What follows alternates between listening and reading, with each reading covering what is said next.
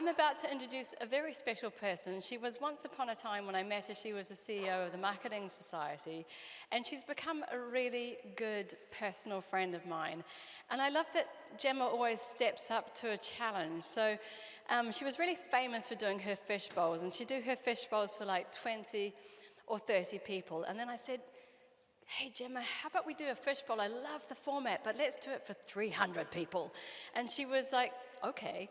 And then actually I was just telling her that today is the biggest fish bowl that she's ever done, because we've actually got 340 people in this room today. 340 people, I know.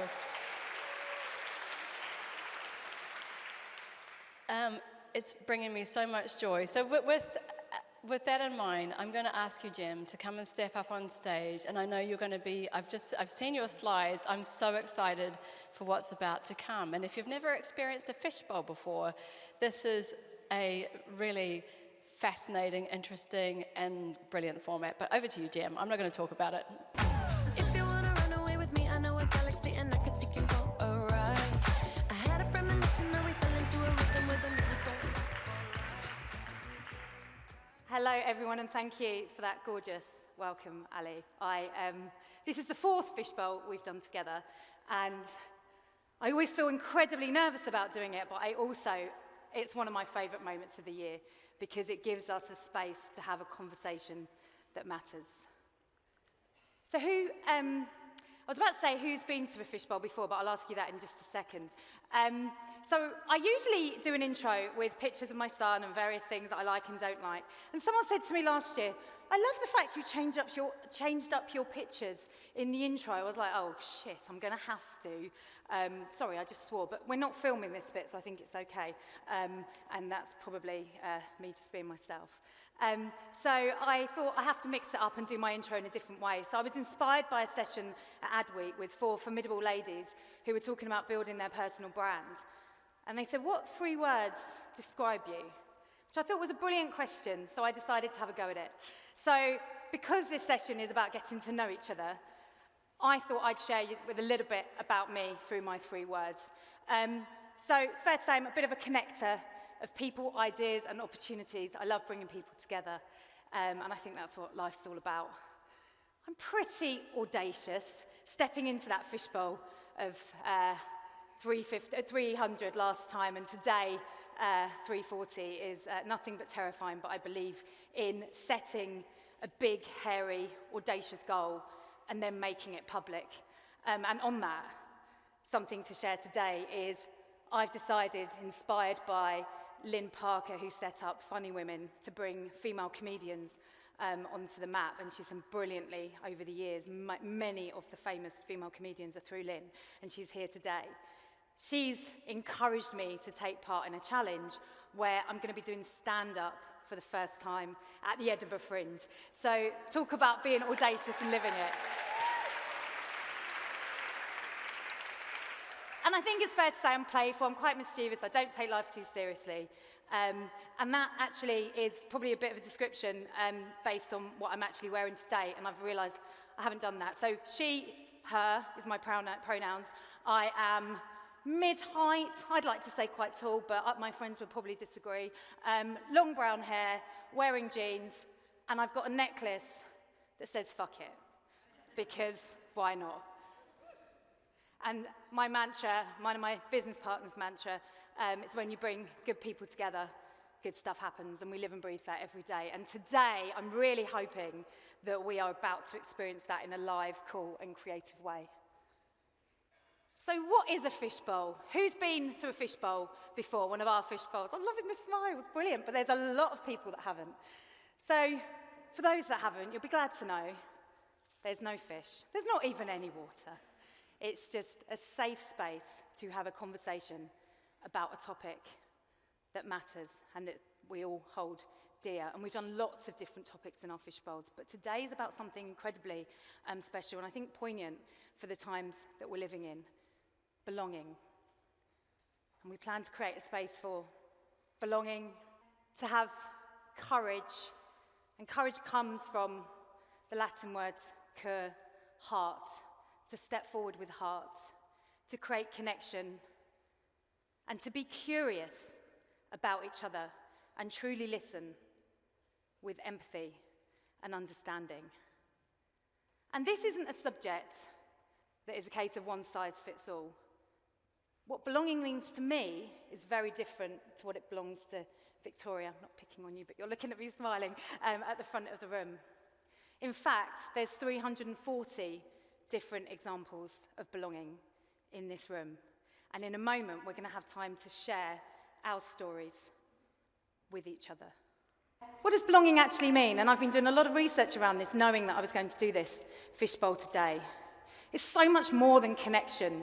It's about feeling that you're being seen, heard, and valued.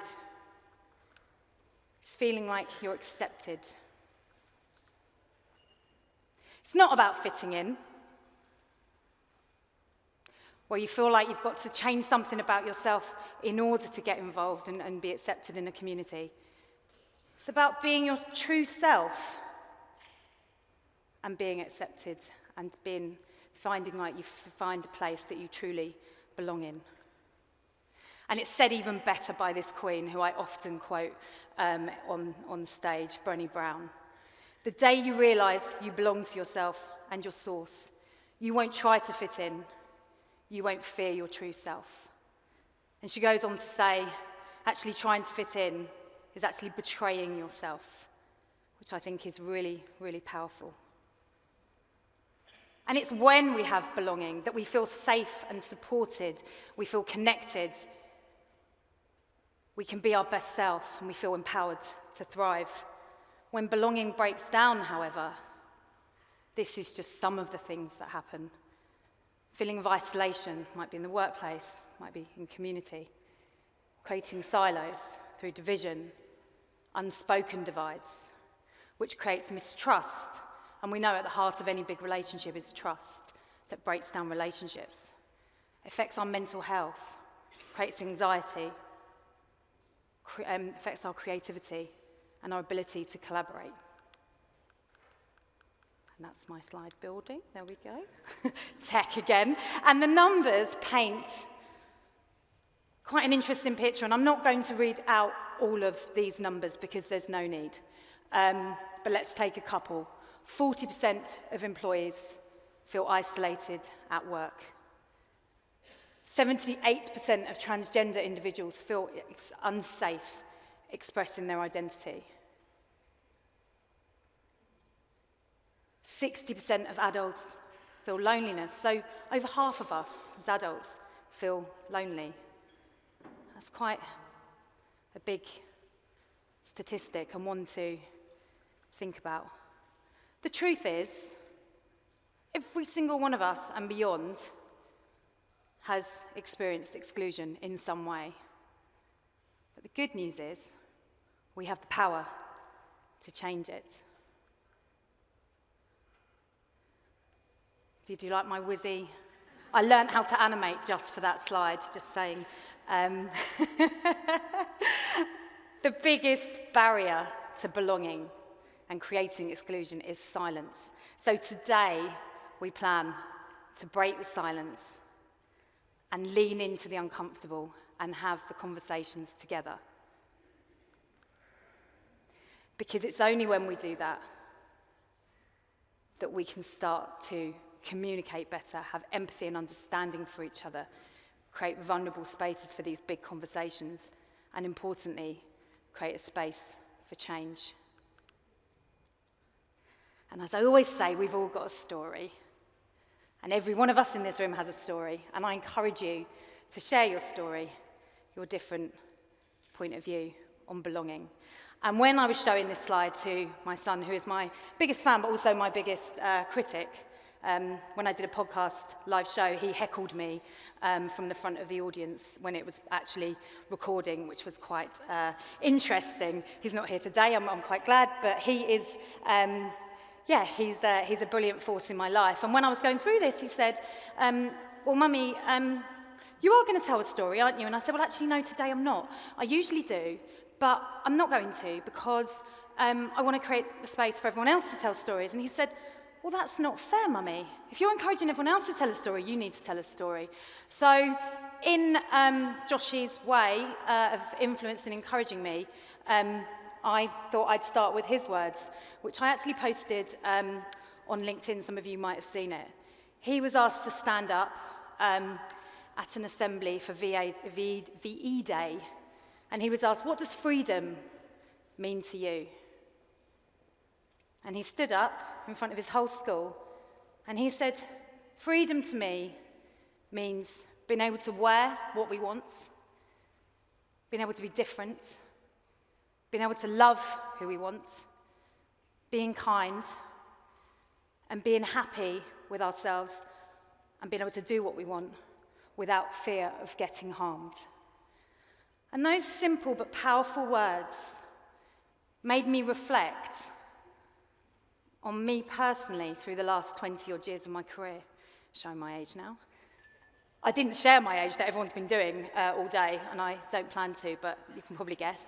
And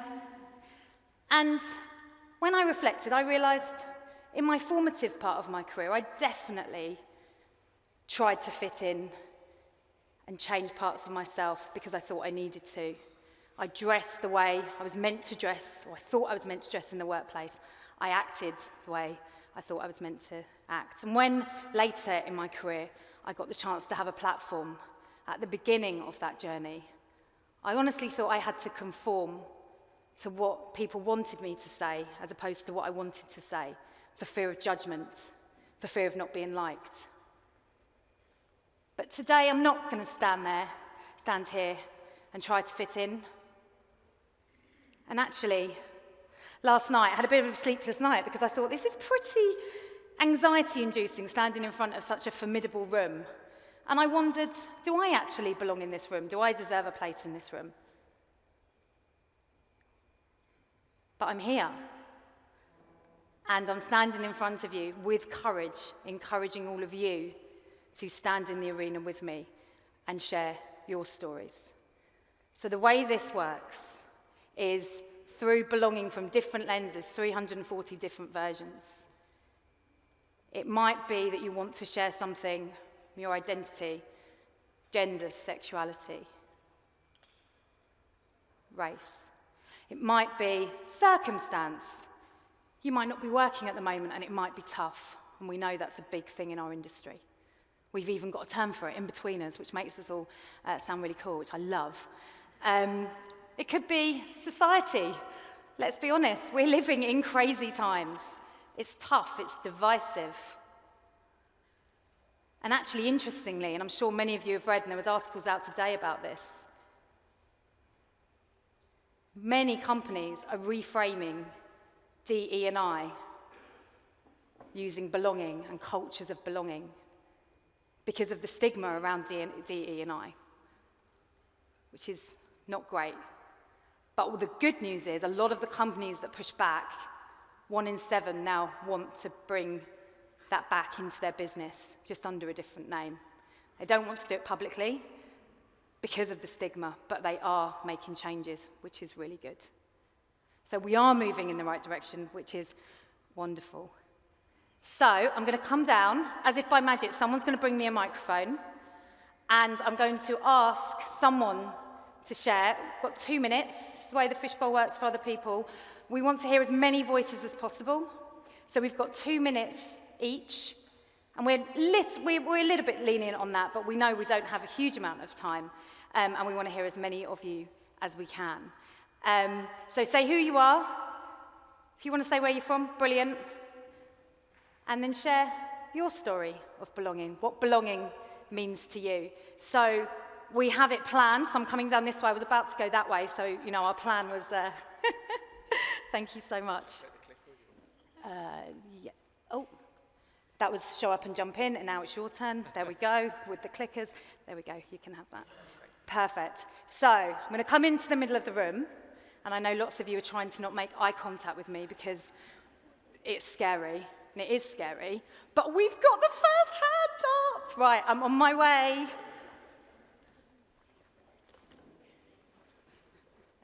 I would run, but I'll just look silly, so.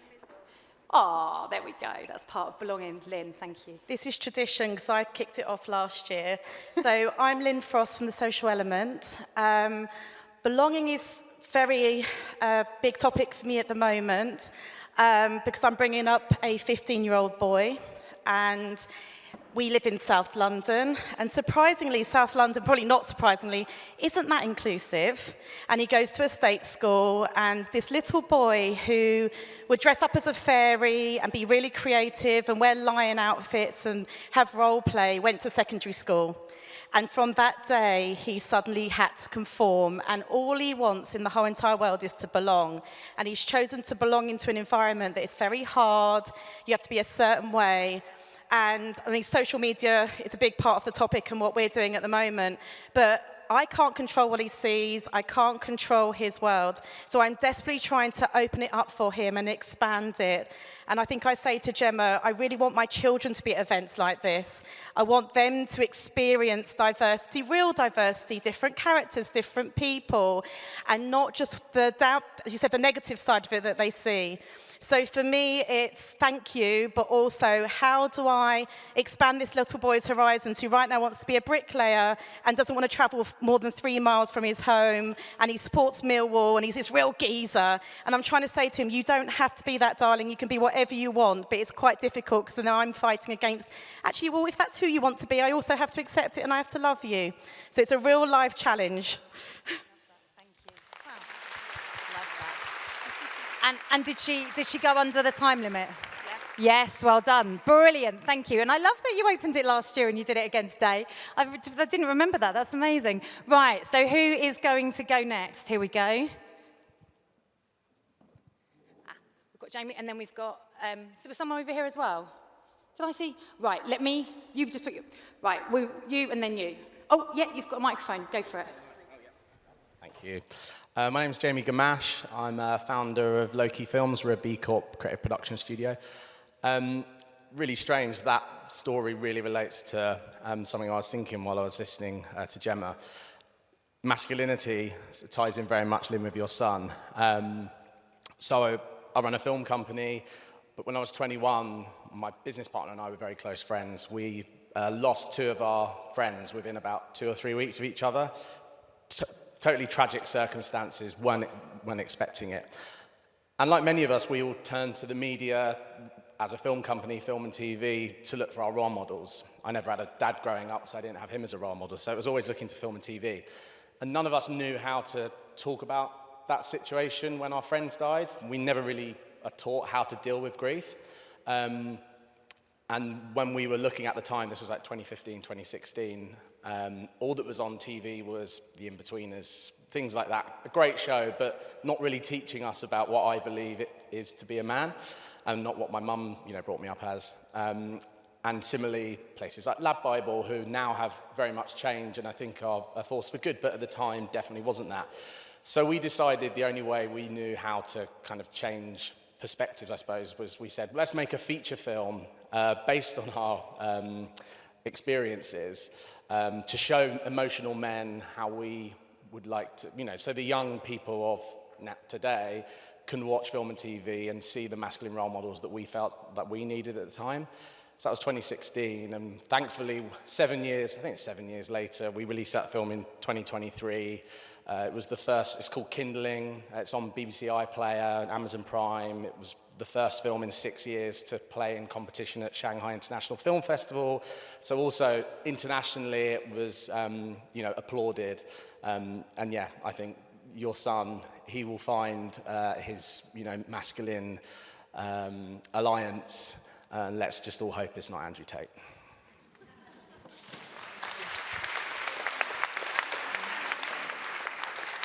Right, I've got one more. Who wants to go next after? So I'm going to come running over to you. Brilliant. Yeah, go for it. There you go. Okay. Oh, very loud. I'm Lynn Parker. I'm responsible for putting Gemma on stage at the Edinburgh Fringe. Very short point, really. I've never felt like I've belonged anywhere. Now I'm in my late 60s. It's even harder because I haven't changed. I'm the same person I was in my 30s and my 40s, my 50s. And it's very difficult as you get older to feel that you belong somewhere.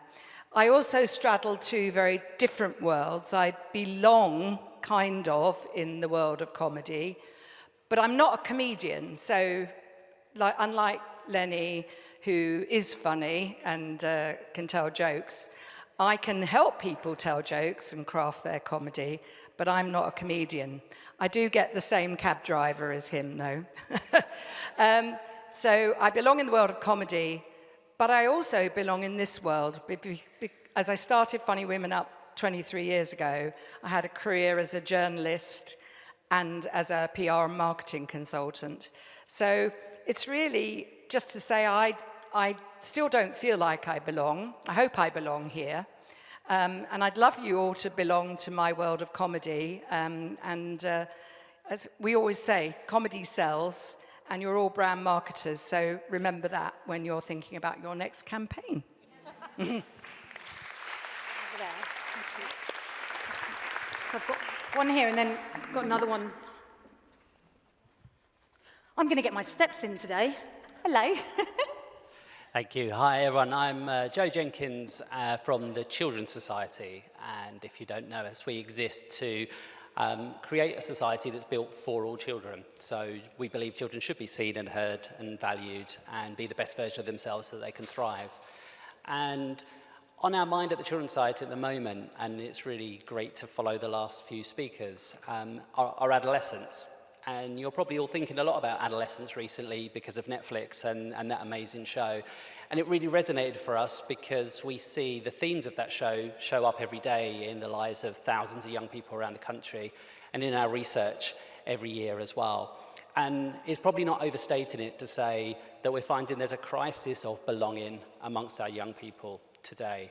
We did some research last year that showed us that when we compared how happy our children are to other children across Europe, our children are the unhappiest in Europe. Our 15-year-olds are unhappier than the other 27 countries that we surveyed. And when we dug deeper, what sat under that was our children not feeling safe, not feeling good about their appearance, and telling us that they don't feel a strong sense of belonging in their communities.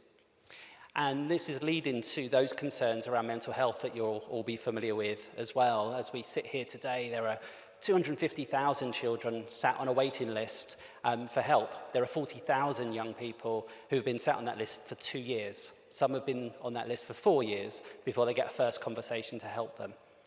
But we know that it's not hopeless and we don't need to feel helpless. And we can turn this around, but it will be a collective effort, which is why conversations like this are so powerful. I was yesterday just down the road in Newham where we've opened a new hub where a child can walk through the door and start a conversation today about what's going on for them so they don't have to be on a waiting list. And more safe spaces like that around the country we can all create to enable our young people to be able to belong. So I encourage you all to be part of that movement. Thank you. Love that, thank you. And I've got one over here, and then we'll come here, and I know I've got another one there. I love this. Thank you, and I would just like to say, given there's 350 odd people in this room, what's the one thing we can do to help? So if you maybe have a think about that, because, you know, the collective action is what's going to make the difference. Right, I've got, here we go. And then I promise I'll come over to you guys. Hello, my love. Hi everyone, my name is Ali. I work for Creative Eagles and I've been with Creative Eagles right from the beginning. Thinking about belonging, when I met Ali, I was very pregnant. I was just like everyone else expecting, joyous, delightful, super excited. And I started Creative Eagles with Ali at my dining room table, like 9 months pregnant. And then what happened is my son was born, and my son was born with a rare and terminal metabolic disorder called non-glucotic hyperglycemia. And suddenly I was pushed away from the neurotypical life, where you go through your jobs, whatever. Now I was in the world of seizures, of everyone telling me my baby was going to die, of endless medical appointments and tube feeding and having nurses in my home 24/7. It was a different world. But Ali shifted what it meant to work at Creative Equals for me. She allowed me to work flexibly in my time, wherever I could, around my son. And that's belonging for me, because I have always belonged at Creative Equals because of the culture that she has built in our organization so that I could work and still love and be there with my son. Now, the thing is with NKH, which is what he had, non-chorotic hypoglycemia, is that most children don't see their first birthday. 1 in 3 children will die at age 1. I didn't know how long I had with my son. So it was a very kind of tricky path to take. Because his disorder was genetic, I went through 2 rounds of IVF to have my other 2 beautiful babies who were unaffected. And that's another thing that Ellie gave space for. I could go through IVF, I could be pregnant, I could have other children, because Ellie, you gave me space to do that. She was flexible, she was kind, and also everyone else at Creative Equals has also been kind. And I know that when things are hard and things are shifting and there's a lot of things that are outside of your control, being able to have a place where you can be yourself, where you can be authentic, where people make space for you and still make it work, it means a lot. Even harder. My son died last year. He was 7 years old and he was beautiful. He was so well loved. And still, Ellie gave me grace and she gave me space to be here, to keep my job, to continue working, to have a place to use my brain and think about other things. But also, because of that kindness, I can stand here in my grief and share it with a giant room of people, strangers that I don't know, and know that this is a safe space. This is what it means to belong. No matter how your life changes and how difficult things are, when you find your people, then you belong. And so what I wanted to say is that I know this is an event for Creative Equals and they're a wonderful business and they do wonderful things for brands, but also they walk the walk. And Ellie, I just wanted to say thank you. I appreciate you so much.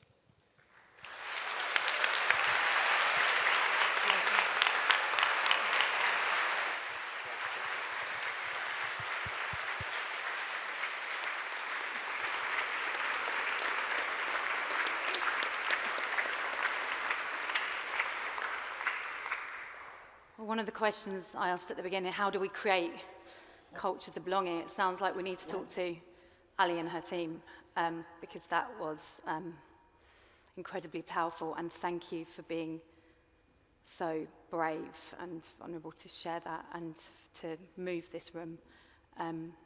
You're amazing. Thank you. I had some other hands up, which I know it's hard to go after that, but here we go. Hi, Hello, I'm Melda from UN Women. That's the United Nations entity for gender equality. Thank you to Ali and Gemma for creating such a beautiful, safe space. I think what's clear is that belonging is a universal human need, and we all deserve to feel belonged and to value. But I just wanted to acknowledge that you can't belong without equity. Equity is what gives us rights and opportunities and power once we're in the room. And I think it's really important to acknowledge that belonging without that may gloss over some of these systemic barriers that we need to not lose sight of. Globally, women hold just 29% of senior roles. The pay gap in the UK, the gender pay gap is at 14% for women. Worse if you're black, brown or disabled. Half of women in the UK have experienced sexual harassment at work. Women do 3 times more unpaid labour than men, and we could go on. I think the point I'm trying to make is we can't belong in spaces where our rights are compromised or where we don't feel safe.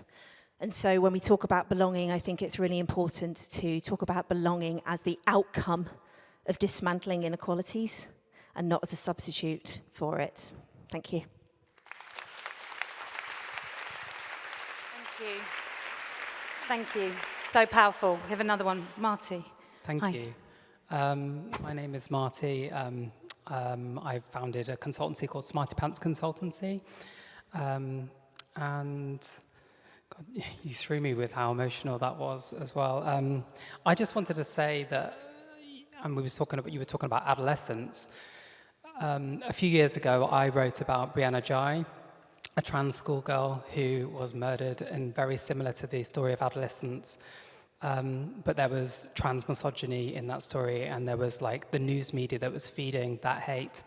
And I wrote about the connection that the news media has and the advertising that's funding it, and how that kind of spins into this hate that we see through our society. And it's not just my community that feels this, it's across lots of different minority identities. I felt a sense of belonging when I was, I wrote that in Campaign magazine, and I was offered a column off the back of that, and I've now had that column for 2 years. So I feel like Maisie and Campaign magazine said that my voice belonged, and they've given me that platform to be unapologetic about the issues in our industry since, and I really value that. But we're in a crisis right now, and like 2 weeks ago, I found myself at the center of what I've been writing about for 2 years, when I found myself in a tabloid, in the Daily Mail, shock journalism, commenting on the fact that I use the toilets in Parliament. Where's my privacy? Where's my dignity? So I didn't sleep that night.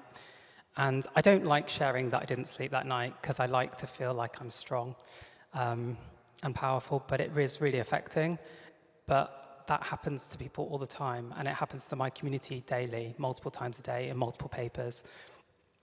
I don't feel I belong in this industry, but I'm determined to belong. I demand to belong, and I'll create spaces for my community to belong. Thank you.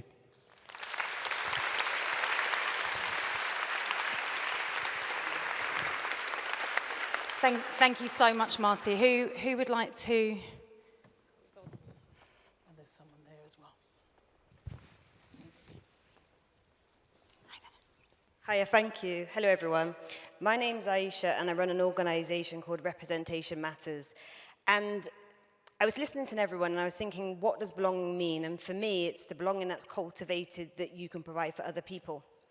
And the organisation came about because I worked with a young person in prison as a result of the National Offender Management Scheme. And I was working with him for quite a while, and he said to me once, perhaps if you were my teacher, I wouldn't be in prison today. And this young person was racialized as black. And I said, oh, why would you say that? And he said, because look at the stereotypes that we get. It's crime, it's media, and it's sport. That's the representation of blackness that I see. But when I think about positions of power, those people are racialized as white. When is it our turn to get better representation? And so when I think about what you cultivate in terms of belonging, it's less about what I cultivate for myself, but how can I amplify and cultivate better spaces for the young people who are due to come through now? So what representation can we give to them? Thank you. Love that, thank you. Love that. Hi there. Oh, it is loud, isn't it? My name's Christopher Wellbeloved from BT Wholesale. I'm of mixed heritage. You might not believe it now because I don't have my big afro that I had as a kid. And when I go out in the sun, my friends hate me because I just tan immediately. My father's from Montserrat, which is a lovely island in the Caribbean, and I recently found him, 5 years ago through DNA. As a child, though, it was really hard. The names that I would get called, and it was just constant. And they weren't that bright as well, because they used to call me, excuse the word, but they called me a packy or a wog or a coon, all absolutely horrible words. And I never felt that, I belonged. And also, being mixed-raced, I didn't feel I belonged with black people either, because I was too white to be black and too black to be white. Then my mum's boyfriend was also a racist and would stand at the door and would go, you're a black bastard, you'll never achieve anything in your life. It got so bad that at about the age of 10, I tried to commit suicide. I just did not feel like I belonged anywhere. But years later, I went on to get elected as a councillor in Lambeth, which became a place that I felt that I belonged. And I became mayor of Lambeth. And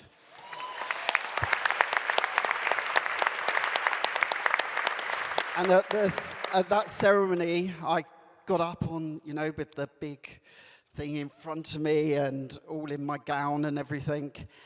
And I told the story of what my mum's boyfriend used to say about how I would not achieve anything. and I said, but I'm here and I'm Mayor of Lambeth.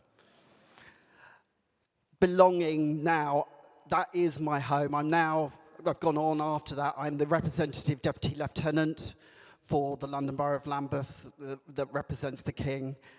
I've got my home in Lambeth, and I'm so glad that I was unsuccessful at committing suicide, that I'm still here and I'm still representing my community. Oh, and one more thing. I also set up Mixed Heritage Day, where we share stories, because our differences makes us so strong. So do have a look for Mixed Heritage Day on Google. Thank you. Thank you. Thank you for sharing that powerful story. I think I might be echoing. We haven't got a huge amount of time left, but I still want to hear from some more voices in the room. Who would like to go next? One over here. Hi, I'm Tamara Strauss. I left Whitbread last year, so Premier Inn. And I'm using my time as one of these in-betweeners to also do something which is really personal and powerful to me. I'm a solo mum. And for me, you know, I'm super proud. I've got an 8-year-old daughter I had on my own. I got to a certain age, I hadn't met the right someone, so I thought, F it, just do it, because this is so important to me. And it's been a really, really powerful journey, you know, raising a child on my own, being fully accountable on my own. And what I'm trying to do now, and there's an article that's just gone up on Marketing Week today, where I had the opportunity to go and speak about it and help other people think about the workplace, the environment. You can be senior, and you can have a family, and you can do it on your own. And if there's anyone I can help to go on that journey, because it's the most amazing journey, I would always encourage it, and I want to use it if I can as maybe my extra superpower or something to help other people belong and know that you can do it.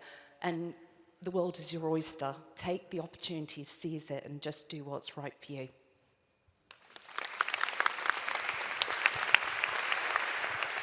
Thank you, Tamara. I have no idea what I'm going to say right now, but I just really feel like I need to say something. So everyone's shares were lovely, really, really nice. And we all come from different backgrounds. So my name is Lisa Bent. And I guess I want to share belonging from a point of view that I am a HR director. So I want to focus on belonging from a workplace perspective. Now, belonging for me, in order for people to really understand what that's about, we have to understand what exclusion feels like. So no matter who you are, what colour you are, what age you are, you have all got a story about being excluded. You might remember something from when you was 5, 8, 13, 12, 21. You all have that experience. You all know how it feels. It doesn't feel nice, does it? So when we talk about belonging, understand that it's about making people feel included, because you know what it feels like not to be included. That feeling of exclusion is horrible. Now, I've been in HR for, must be about 12 years now, and I've only ever been the only black person in HR from the age of 27. Shit, I'm giving my age away. I've never had a mentor. I've never had another black person in HR, male or female. And I've had to fight for everything. So when it says speak your mind, even if your voice shakes, it sounds great, right? It sounds really powerful, really empowering. There is a cost to that. There is a cost, and I have paid heavy for it. So whilst I've suffered, people below me, behind me, they've benefited. But there's been a cost to me on a psychological level, on a promotion level, and that is because people don't understand the very fundamentals of what belonging is all about. So for me, it's important that everyone remembers what exclusion feels like and to understand what empathy feels like and to action that. You can't have belonging without psychological safety and without empathy. And that is on a basic, fundamental level. This is 2025, and I can't believe we're still having this conversation. It's 2025. I can't believe what's going on around the world in terms of DEI and stripping it all back. And it's just shit.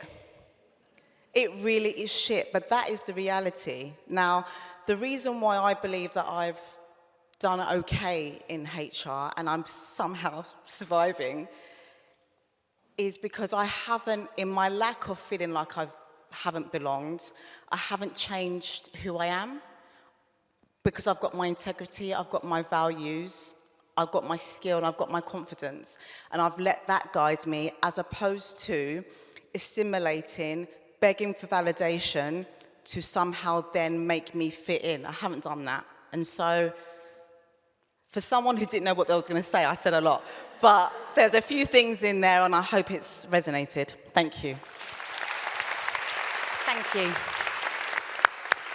One of my favourite things at these events, I don't know which microphone I'm on, one of my favourite things when we do the Fishbowls is when someone says, I don't know why I'm standing up, but I feel compelled to. And I'm going to share my story and say thank you very much for that. And Ali is telling me, she's not just telling me, she's using this to say we have run out of time. So I would love to keep the conversation going. Thank you all for sharing your stories. I'm sure we'll do this again, and there'll be more time to share stories in a space like this, but also beyond these spaces in the drinks after. But we've opened up that space to have the conversation. And you're right, we shouldn't still be having this conversation in 2025, but we are. But what we're doing is we're breaking the silence and we're talking about it. So I'm just going to finish with 3 things that we can all do. And thank you, Claire. Just really quickly, because I love Ali and I don't want her to kill me. And it feels like you're going to do this anyway, based on a lot of what was just said. But take one bold step towards creating belonging. That might be you reach out to someone. That might be you look at your community and think about how you can improve it. It might be you start the difficult conversations. And do that in the next 24 hours. I challenge you. Secondly, start a conversation that matters. We've done that today. A friend of mine, who many of you in this room might know, the wonderful Caroline Casey, founder of Valuable 500. She talks about radical curiosity, not just curiosity, but actually really, really caring and listening with empathy, as many of you have said today, and really wanting to find out without judgment why someone might have a different view to you. So start those conversations. I'm very conscious of doing what Lenny Henry said and looking all around the room to make sure engaging the whole thing. And third, and most importantly, reach out and connect. I feel like we're going to do that anyway. We're all talking already. We're all making these connections. We're all understanding and truly listening to each other. But reach out and connect to someone that's different to you and try and understand their perspective, their lived experience, and how you can show empathy and vulnerability to their situation. So thank you very much for taking part in the Fishbowl. I know it's not an easy space. To the people that spoke, thank you for standing in the arena with me. But we need to stand in the arena, because the only way we will start to make change happen, and again inspired by the brilliant Roosevelt quote, is if we stand in the arena, because that's the only way we can create change. Thank you very much, everybody.